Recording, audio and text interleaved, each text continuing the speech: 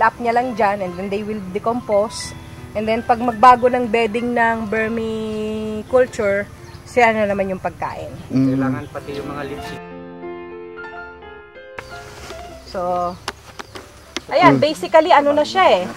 Kumita ka, Brad. Yan, Iyasalag mo. Yan. Kita mo na ito i-screen di camera. Makita mo ito. So, dito ito alinta ko naman. Pinay alinta sir. Okay. Ay, nahalo ka. Ibang. This is basically lupa na, humus. From the composting ng vermiculture, so we have many sacks. Ay, mayroon pa kayong kanyan, ihalo? Wala na po. You just put it as fertilizer. Hindi. From that product, From this? mayroon Yeah. pa? Wala na po. Ito na lang. Ay, Lalagyan mo na ito sa galing lupa. sa kanyan? Galing na doon sa bulate. Bulate. Oo. Ito yung actually ipot o tae ng bulate. So lupa na siya. And this is very rich in microorganism that gives fertilization to the plants, to the soil. Yeah.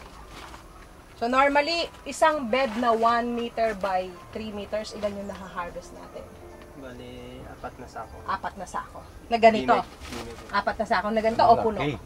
Oo. Puno na. Puno. So mga 200 kilos. And that only takes mga 6 weeks.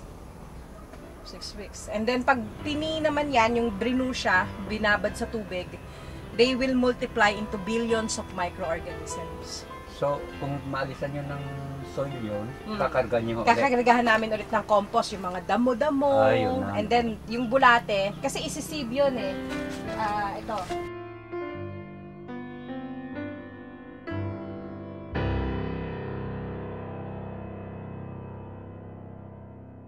How we harvest the bulate, from there ha, hawakan mo.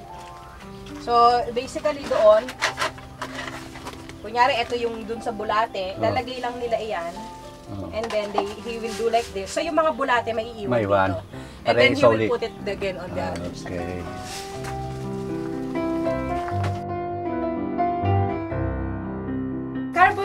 Carbonated rice hull, yung mga ipa, yung rice hull, no? Taep, sabi nila sa Ilocano. Kung brown kasi siya, like this one, kahit abutin na yan ng 1 taon, 2 taon, because of its, the envelope is very hard. Matagal siyang ma-decompose. So, basically, meron yung sistema na ika-carbonize siya. Hindi mo siya susunugin, pero parang gagawin mo siyang uling.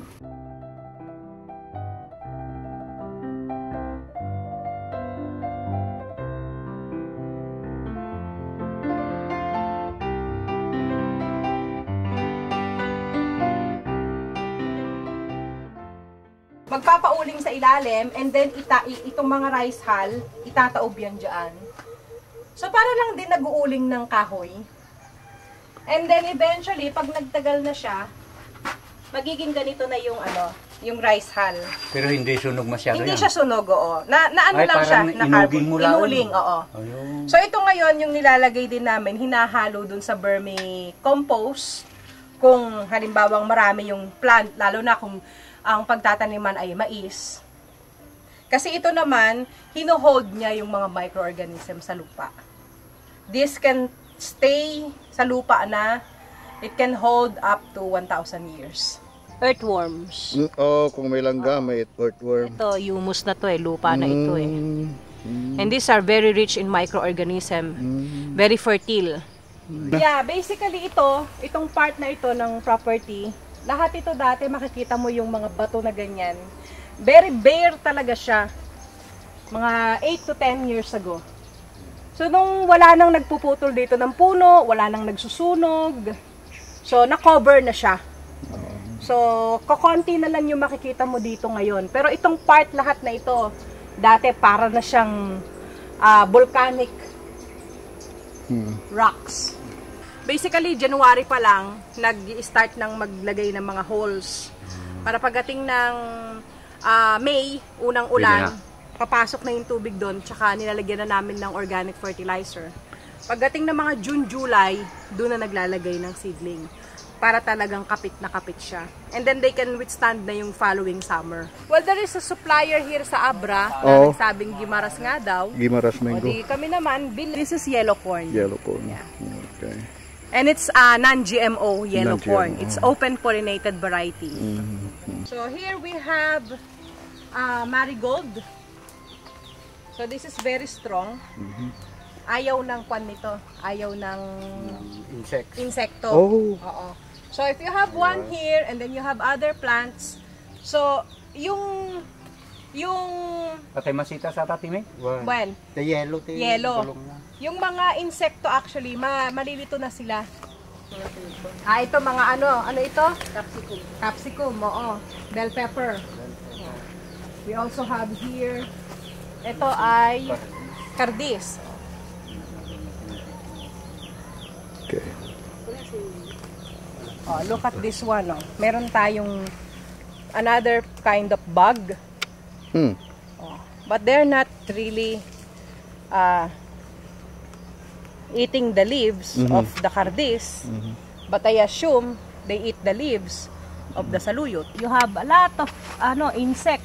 You have spider. Dami kang insect. And lahat na to, walang commercial fertilizer. No commercial fertilizer or chemical fertilizer, no pesticide, all natural siya. Yeah. We use the vermicast as fertilizer, and then we have other concoction for pest control, like spraying the fermented plant juices. Okay. So here are the cosmos and marigold. So the same thing, no? May flower, insects, butterfly, they are attracted to yellow colors or bright colors. Ayan, oh, there's a talong bulb. So ito naman, mga sitaw. There you go.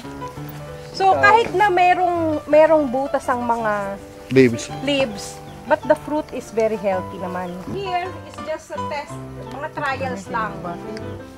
Like here we have the oregano, we have peppermint. Here. Yeah. Parang Spearmint, peppermint, may chocolate mint, iba-ibang mint siya. Mga tea, yung mga peppermint, we drink it as tea. These are bougainvillea, yes. Oh. Nursery. Ano, lungboy? Lungboy? No. Oh, it's a variety of mango or? No. It's not a mulberry. Ah, mulberry tree.